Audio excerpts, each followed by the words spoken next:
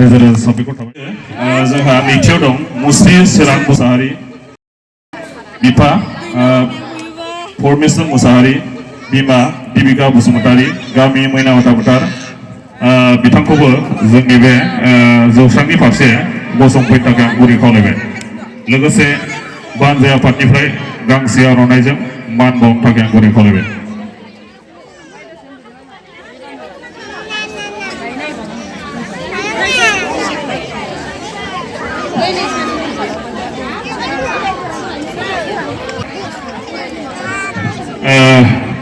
दा बे मान बिलाइखौ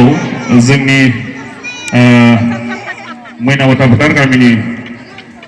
बारग' फोरोंगिरि बिथां जगदीश चन्द्र बसुमतारीनिफ्राय मान बिलाइखौ गथायनो थाखाय आं गुरै खावलायबाय